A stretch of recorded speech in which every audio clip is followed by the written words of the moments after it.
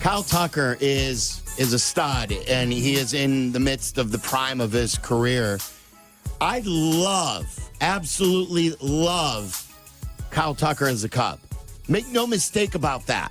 And look, there are some people misinterpreting that I'm complaining about the Kyle Tucker acquisition. I love the acquisition. I don't love giving up Cam Smith for 1 year of Kyle Tucker. That's all I'm saying.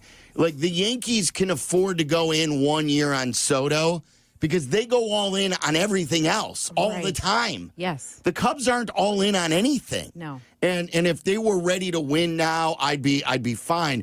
Like, they need 5 more years of Kyle Tucker. And if that were the case, I'd be, yes, this is awesome.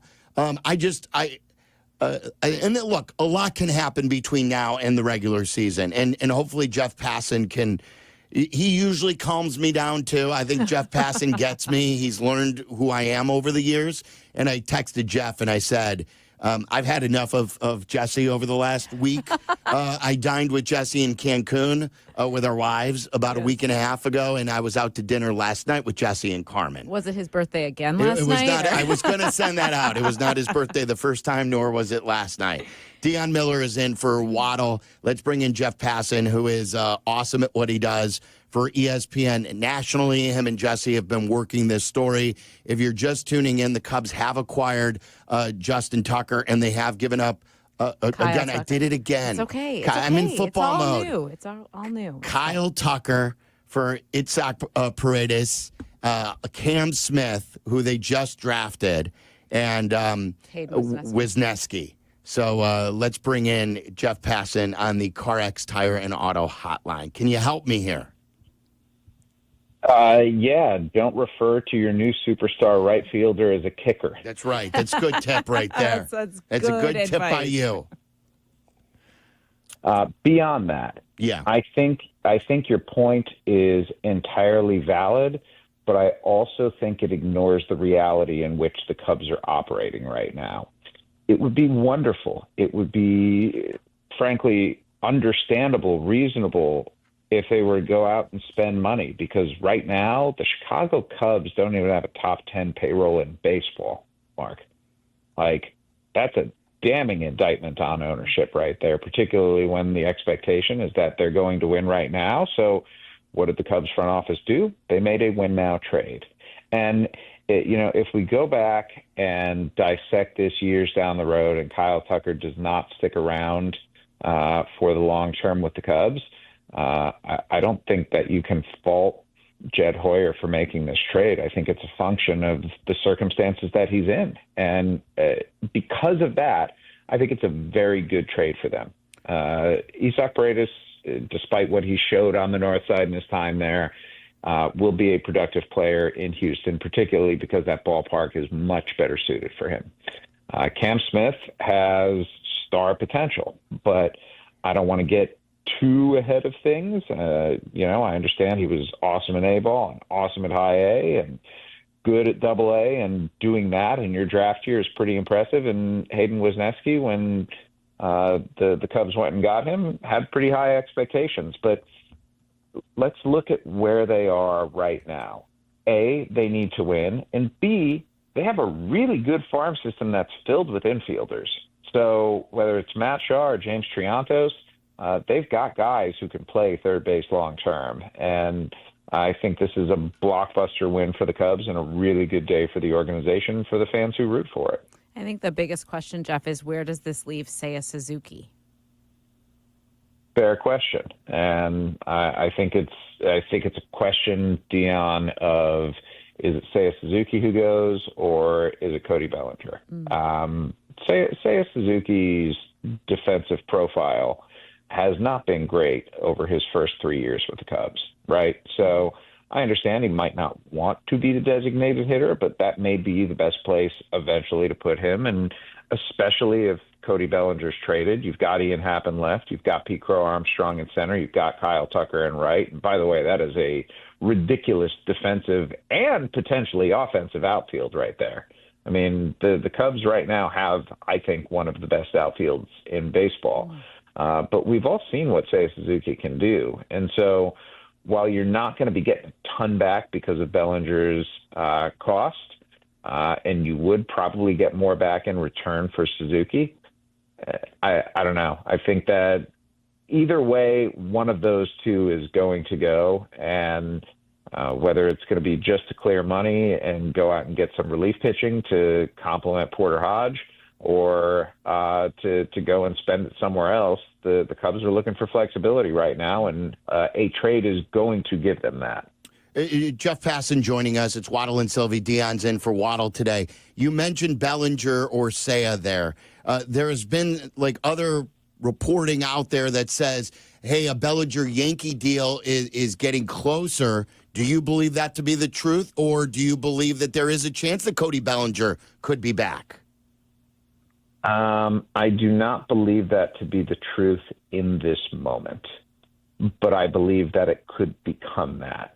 There have been conversations between the sides. There's been progress. It's gone backward. These deals take some time. I mean, we first heard about Kyle Tucker and the Cubs, 96 hours ago? And, it took a little bit of time to get it across the finish line, but that happened this morning. They went into medicals, and then the deal was finally done. So this is the sort of thing where if other market forces make the Yankees pivot back toward Cody Bellinger, it's a very realistic thing. If not, it's not just the Yankees. There will be other teams that are interested in him.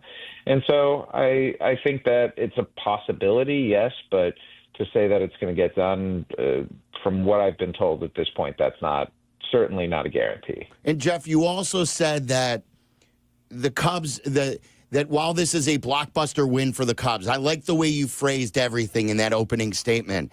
Blockbuster win deal for the Cubs. But you also mentioned in the first part that they're not a top 10 payroll right now. And this is just the way the Cubs are operating right now. My question for you is, why are they operating like this?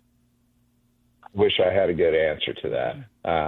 If I did, I would have reported it by now, Silvy, because it doesn't make a whole lot of sense. The revenues are certainly top 10. Everything that's been done to Wrigley Field and in the surrounding area to benefit the organization and its finances would seem to lead one to believe that they should be out there spending like the Dodgers and the Yankees and the Red Sox. Well, no, the Red Sox aren't spending either. But the Dodgers and the Yankees and the Mets and the dual teams of Major League Baseball. And why they haven't, I think that is strictly on Tom Ricketts to answer. And I think he owes fans the answer to that question at this point, because it's been a rough go since 2016. I mean, we're almost a decade removed from the Cubs winning their first World Series in 108 years, guys. And I certainly thought that it was going to be the beginning of a dynasty. That didn't materialize. But to act like, I'm not going to say they're acting like the White Sox. It's not that bad at this point, but to not be in on Juan Soto, to not be in on Shohei Ohtani was a dereliction of duty to the fans who pack that stadium every day, who are diehards for this team, and who have not been rewarded for that. And I just look at the Cubs right now as they're not a sleeping giant right now. They just look asleep. And it's a good thing that they have a front office that was willing to get creative and take risk and do the necessary thing to get a star caliber player. Because coming into this offseason, I wrote this, I think, back in November, the Cubs have a bunch of good players. They do not have a great one. Now, after getting Kyle Tucker, the Cubs have a great player. So how much would you anticipate Tucker would demand in free agency and for an extension? And if they're not willing to open their wallets now, would anything lend you to believe that they would when it gets to that point? It's a reasonable question, Dionne, and I don't know the answer to whether they will be willing to do so, but I think you watch enough of Kyle Tucker this summer, you get to know the guy, and you're going to want to keep him around long term. He's just a really steady player, and the type of player that you look for in modern baseball. He's got power. He's got speed. His glove is plus. And beyond that, he doesn't strike out. Like, that's the best. I don't know if it's the best part about him, but certainly among the best. He's never had over the last 4 years when he's been playing full-time, a strikeout rate above 16%. That puts him not just among the best in baseball, but certainly when you combine that with his power, just a consistent 30 home run guy, that's why, I've talked to multiple people today who say Kyle Tucker is a top 10 player in baseball. And it's why I was so curious about the Astros' willingness to trade him. Don't trade stars. Like that's a rule. That's something that we should know by now. And conversely, if you have the ability to go acquire stars, go do so.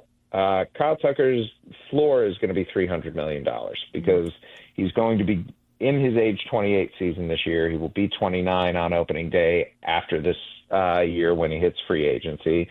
And anytime you have a free agent whose age starts with a 2 and whose resume is as deep as Kyle Tucker's is, you're going to have somebody who has a ton of interest out on the market. The Yankees will be on him. The Red Sox will be on him. The Dodgers, everyone's going to be on Kyle Tucker, which is why if you're the Cubs, you do everything you possibly can to try and get him locked up long-term now and not have the possibility of what happened to the Yankees happening to the Cubs too. Do you believe that there is mutual interest that could happen, that the agent and the Cubs would be open to that? I do not know the answer to that yet, but if you're Kyle Tucker right now, why do you extend unless it's a deal that is so close to market value that it would be foolish not to? Juan Soto, guys, just got $765 million guaranteed in free agency. Like, I think we still have a little bit of difficulty processing that number because when we heard the $700 million with Shohei Ohtani last offseason, it was like, okay, yeah, that's a ridiculous number, but 97.1% of it is deferred. So the actual present day value is closer to $450 or so million. None of Soto's money is deferred. So we're talking a $300 million uptick. And look, Kyle Tucker is not Juan Soto.